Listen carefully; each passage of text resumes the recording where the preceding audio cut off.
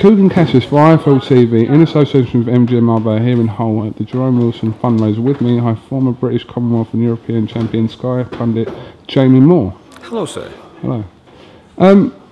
Is it wrong that I kind of laughed when Goodall was talking? We won't have to go into what he was talking about, but when he was talking in the ring, I kind of laughed because I find it quite funny, but he was off his head, wasn't he? Oh, he did at least 45-minute speech and then rushed through the auction. Bit of self-indulgence by Mike there, but you know. You had to be here to know what he was talking about, but I don't think he knew what he was talking about. No, I don't either. It's a great day here in Hull. The object obviously was to raise as much money as people could for Jerome Wilson and his family, and I think mission accomplished today. Oh, unbelievable day, Coogan. I mean, everyone's dug deep. We had a great turnout. I think, judging by the crowd, there must have been 400 or 500 people here total. All paid good money to come in. The auction went well. We've had a few little things. My kids decided to make loom bands and just take them for donations. Everyone's walking around with loom bands around. So they raised over £100. So I think all in all we raised around about £9 grand, which, you know, going to his family now to pay the bills, you know, up until he's well, he's gonna be so much of an help to them. And it doesn't finish today. He's going to keep going, and Dave's going to do a few more things. I'm going to try and get a few things to auction, give it like a week on Twitter. Just keep a few little things going, because, you know, anyone as a boxer would hate to be in the position he's in. That's why we all rally around, because we realise the dangers when we're doing it. But once something like this happens, it sort of brings it home into reality. So everyone's rallied round, done everything they can, and I think, you know, over the next 2 or 3 months, until he's back right, I think everyone will keep doing whatever they can. From a fighting point of view, obviously,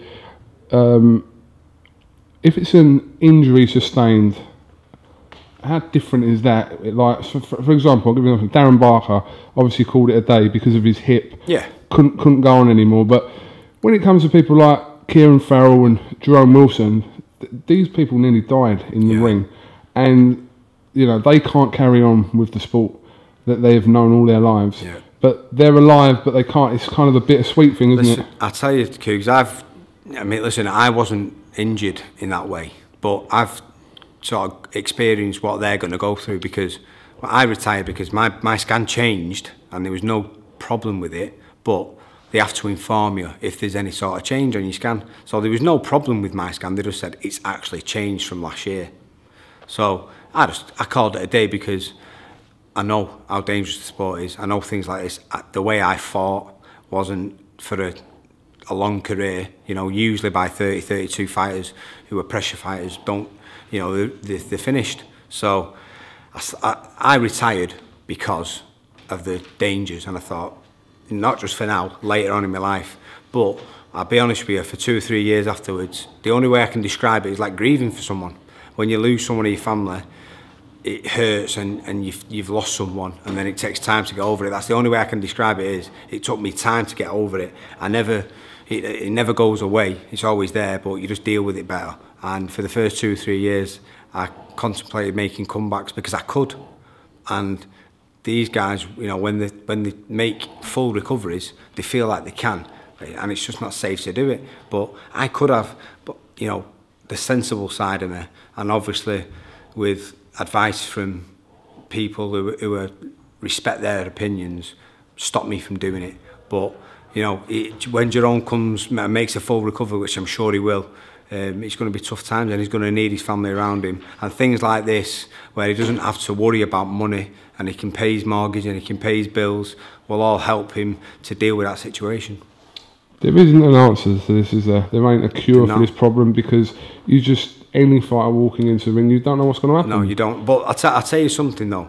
The British Boxing Board of Control are one of the best in the world with dealing with situations like this, because 10, 15 years ago, Jerome, you know, the worst case scenario would have happened or could have happened, because they're that quick to respond and react now, which there wasn't in the past. And that's, you know, our procedures, medical procedures with the boxing board are one of the best in the world. You know, they're very, very stringent. We have the best medics at ringside. So, you know, it's very, very rare you get a fatality in this country.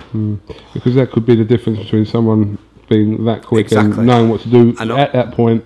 The situation, what happened with Spencer Oliver, he's only here today because someone in his corner recognised what was happening with him, because he'd been on some sort of medical course, and he saw what was happening, and the medics at ringside put him in an induced coma. If they didn't do that, he would have had severe brain injuries. So, you know, he's a lucky boy, and Jerome's a lucky man. And listen, the dangers of the sport will always be there. It's just we've got to try and minimise them as much as we can. Absolutely. How are your injuries healing up? All right, I'm getting about. I can't move my foot at the moment. So when it first happened, from my knee down, I couldn't. I've got nerve trauma in my left leg. So from my knee down, I had no movement.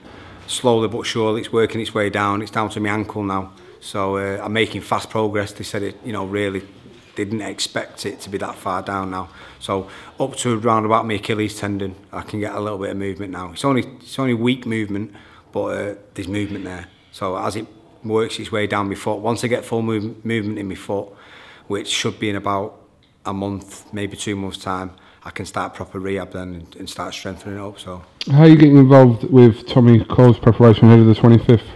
Yeah, well, Nige Travis helps me in the gym. So at first, he was solely doing all the pad work, but I've gradually, you know, because I can stand and move around now with my foot brace on, I've been doing little bits in the gym. Yeah. I've got my own little theory, and that's obviously the signals getting sent to your brain to the movement of your feet. I think the stuff what you've been doing all your life, the quicker you can get back involved in doing that, I feel the quicker the movement will come back in my foot. So I've been in the ring doing the pads, and it's tough, it hurts a little bit, aches afterwards, but I'm just glad to be back there, mate. Glad to be here. We know, obviously, Matthew Macklin, who fought at the weekend, has been training up at Gallagher's gym. Is that something that will get reunited, you two back? Mate, I hope so. Yeah. You know, I mean, listen, he's my mate, and first and foremost, I want him to do well, and he had a tough opponent last night, and he started off rusty, and he got better as the fight went on. The kid was tough. He took some real clean right hands over the top. But listen, I love Macklin. I think he can win a world title if he's given the opportunity. I'd love to be involved, but if he chooses that Joe Gallagher's the one to train him for it, then I want him to win a world title with Joe Gallagher. But if he rings me and says, come train me, of course I'll train him. He's my mate, and I'd love to help him. I just want him to win, regardless of whether it's with me or Joe Gallagher. I want him to win a world title if he can, and I just want the best what's for him. Okay. And just finally, massive credit to Paul Smith yesterday. Fought his heart out and come home without the belt, but yeah, I mean, people are going to focus on the ridiculous scoring, but they're going to... It was terrible scoring. Smigger's performance was brilliant. I think he covered himself in glory, even though he lost. And the best part of it for me was his tweet afterwards, which was like, listen, you know, I'm healthy. Look at this, what we're here today. You know, I've come through healthy, I'm safe, and there's more to life to boxing, you know. And there is, you know, he lost a bad decision. It was a close fight, could have gone either way, so I'm not saying the decision was wrong, but the scoring was terrible, and it didn't do him justice. But he can regroup, and they're talking maybe he can get a rematch, which I'd love to see. Callum Sowland seemed interested if the figures were right, so it'd be interesting. If we get it over here, it'd be even more interesting. Yeah. Get it open air at Anfield in the summer. 100%. Curtis Woodhouse on the undercard, still looking for a fight. But is that not bad, is it? No, I thought you was making a comeback. What it is, you know, Marquez says he drinks his own urine. Right. So if you look, it's good for you, that's right. Yeah, so I'm going to have about 7 pints of urine. Good stuff. Who done that the other day, was it? Tommy. Tommy. Wronging, mate. Tommy. Wronging. Yeah, saw it. Mikey, what are you looking at? I film again. Loves it, doesn't he? Loves it, doesn't he? Photobombing. Should have got Falcao on your top. No. No. He ain't scored yet, that's why. Alright, Jamie, listen, thanks for talking to iField TV, and good stuff, we hope to catch up with you and speedy recovery. Thank you very much, sir. No problem. Thank you very much. Thank you, Mr. Willis. What a day.